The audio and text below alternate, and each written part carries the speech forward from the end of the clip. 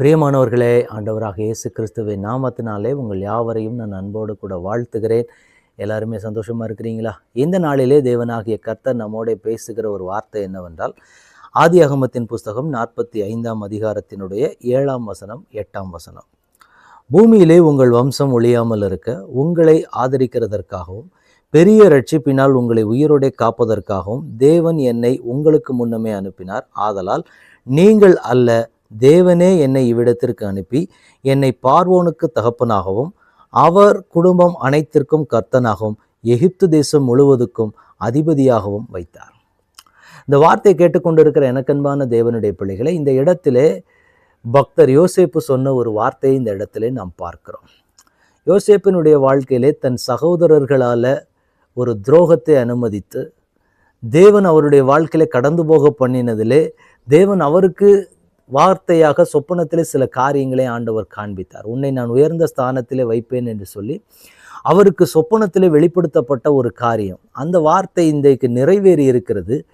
ஆனால் இவருடைய சகோதரர்கள் எல்லாரும் இப்போ இவங்களிடத்துல வந்து நிற்கிறாங்க. நிற்கும்போது அவர் சொன்ன ஒரு வார்த்தை தான் இது.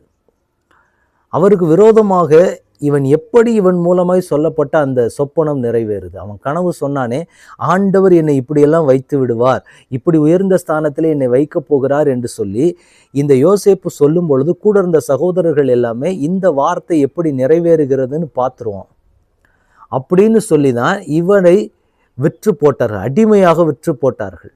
எகிப்து தேசத்தினுடைய அடிமையாக விற்று போட்டார்கள். இப்போ விற்று போட்ட சகோதரர்கள் திரும்ப வந்து இவருக்கு முன்பாக நிற்கக்கூடிய ஒரு சூழ்நிலையை தேவன் அனுமதிக்கிறார். அப்போ அனுமதிக்கும் போது இந்த மனுஷரோட பார்வை எப்படி இருக்கு அப்படின்னா, அவங்கள பழி வாங்கணும்னு நினச்சிருந்தா யோசேப்பால கண்டிப்பாக பழி வாங்கி இருக்க முடியும். அப்படித்தானே?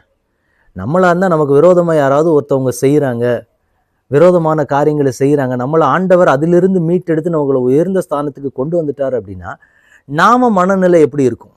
ஆனால் இந்த இடத்துல இந்த மனிதருடைய மனநிலை எப்படி இருக்கு அப்படின்னா, பூமியின் மேல் உங்கள் வம்சம் ஒழியாமல் இருக்கும்படிக்கு பெரிய ரட்சிப்பினால் உங்களை உயிரோட காக்கதற்கும் தேவன் என்னை உங்களுக்கு முன்னாடி ஆண்டவர் என்ன பண்ணிட்டாருன்னா என்ன அங்கே அனுப்பி வச்சிருக்கிறார். ஏன்னா உங்க குடும்பம் காப்பாற்றப்படுவதற்காக. அப்ப அந்த மனிதருடைய விசுவாசத்தை பாருங்க, எப்படி சூழ்நிலையை அவர் பார்க்கிறார். அவர் நினைச்சிருந்தார்னா இப்ப யோசேப்பு இருக்கிற ஸ்தானத்துக்கு இவங்களை என்ன வேணாலும் பண்ணலாம். எனக்கா துரோகம் பண்ணன்னு சொல்லி இவங்களை பழி வாங்கணும்னா பழி வாங்கலாம், இவங்களை கொலை பண்ணணும்னாலும் இவருக்கு முழு அதிகாரம் உண்டு, யாரும் இவரை கேட்க மாட்டாங்க. ஏன்னா எனக்கு விரோதமாக, ஏன்னா கிட்டத்தட்ட 13 வருஷ கால போராட்டத்தை பார்த்துருக்கிறார் அந்த மனுஷன்.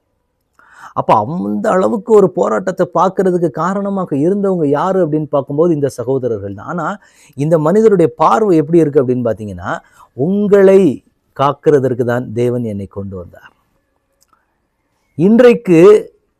இன்னைக்கு நீ கஷ்டப்பட்டுட்டு இருக்கிற, ஏன்னா தேசத்துல பஞ்சம், எங்கேயுமே சாப்பாடு இல்லாத ஒரு நிலைமையில இருக்குது. ஆண்டவர் அப்படிப்பட்ட சூழ்நிலையை உருவாக்கி கொண்டு வந்து என்ன பண்றாரு அப்படின்னு பார்க்கும்போது, இது எல்லாமே இப்போ எல்லாருமே கூட இருந்த சகோதரர்கள் எல்லாமே இப்போ இவரை தேடி வரக்கூடிய ஒரு சூழ்நிலை நிமித்தமாக இவருடைய தலையை ஆண்டவர் உயர்த்திட்டார். இப்போ ஆண்டவர் அந்த ஜனங்களுக்கு காண்பிச்சு கொடுக்குறாரு. இப்போ நான் அவங்கள பழி வாங்கணும்னா பழி வாங்க முடியும். ஆனால் அவர் பார்க்கிற பார்வை என்ன அப்படின்னு பார்க்கும்போது, உங்களை காப்பாற்றும்படிக்கு தேவன் என்னை முன்பாக அனுப்பினார். இப்போ நினைக்கலாம், இவனை வந்து பழி வாங்கி நம்ம இங்கே கொண்டு வந்துட்டோமே அப்படின்னு நீங்கள் நினைக்க வேண்டியதில்லை. ஏன்னா என்னை இங்கே கொண்டு வந்தவர் தேவன். அதுதான் நாம் அறிக்கையிட வேண்டியது. எல்லா சூழ்நிலையாக இருக்கட்டும், நமக்கு விரோதமாக மனிதர்கள் பேசுகிறாங்களா, நமக்கு விரோதமாக செய்கிறாங்களா, எந்த காரியமாக இருந்தாலும் சரி, தேவன் நமக்கு அதுக்கு நியமிக்கிற ஒரு காரியம் என்ன அப்படின்னு பார்க்கும்போது, நம்மை பாதுகாப்பதற்காக, நம்மை சில இடங்களில் ஸ்திரப்படுத்தி நிற்க வைக்கிறதுக்காக சில மனிதர்களை ஆண்டவர் நமக்கு விரோதமாக எழுப்ப வைப்பார். அப்போ நம்ம யோசிக்க வேண்டிய காரியம், அவங்க என்னை பழி வாங்கிட்டாங்களேன்னு நம்ம நினைக்கிறத விட, என் தேவன் இந்த இடத்துக்குள்ள இந்த சூழ்நிலையை தேவன் அனுமதித்திருக்கிறார். அப்போ நம்ம வைக்க வேண்டியது தேவனை தான். ஏன்னா அநேக நேரங்களில் தேவன் யாரை தான் பயன்படுத்துவார் அப்படின்னா, நமக்கு சத்துருக்களாய் நிற்கிறவர்களை தான் தேவன் பயன்படுத்துவார். பிசாசு தான் நமக்கு அதிகமான அளவுக்கு ரூட்டை போட்டு கொடுக்கறதாவே இருக்கும். நல்லா பார்த்தீங்கன்னா நிறைய தேவ மனிதருடைய சாட்சிகள்லாம் கேட்டிங்கன்னா, அவங்களுக்கு விரோதமாக நிற்கிறவங்க பண்ணுற வேலை தான் நமக்கு ஒரு வழியாகவே நமக்கு மாறும். ஸோ இது தேவன் ஒவ்வொரு பிள்ளைகளுக்கும் வைத்திருக்கிற ஒரு கிருபை. அதே போல தான் இந்த இடத்துல ஆண்டவர் சொல்லப்படுகிற வார்த்தையை பார்க்கும்போது அவங்களுக்கும் அப்படி ஒரு கிருபையை தான் ஆண்டவர் கொடுக்குறாரு.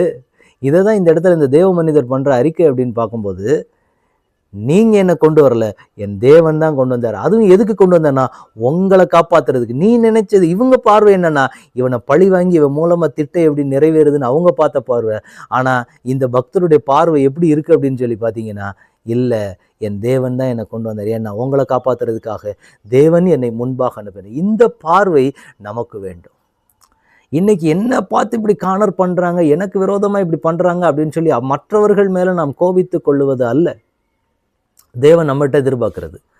அதை தாண்டி தேவ சமூகத்துக்கு முன்பாக நாம் சரியாய் நிற்க வேண்டியது அவசியம். அதைத்தான் தேவன் இன்றைக்கு உங்களிடத்திலும் என்னிடத்திலும் எதிர்பார்க்கிற காரியம். அப்போ இன்றைக்கு நம்முடைய பார்வை எப்படி இருக்கிறது, அந்த பார்வையை நாம் இன்றைக்கு மாற்றிக்கொள்ளும். எனக்கு விரோதமாக பண்ணிட்டாங்க தான், ஆனால் அதை தேவன் அனுமதிக்காமல் அதை பண்ண முடியாதுல்ல. என் தேவன் அனுமதிச்சதுனால தானே பண்ணாங்க.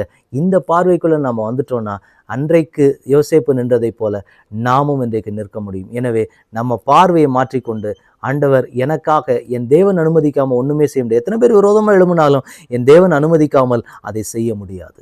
இந்த மனநிலைக்குள்ள இன்றைக்கு தேவன் நம்ம எதிர்பார்க்கிறார். ஒப்பு கொடுக்கலாமா? தகப்பனே, நம்முடைய கரத்தில் எங்களை முழுவதுமாக ஒப்பு கொடுக்கிறோம்.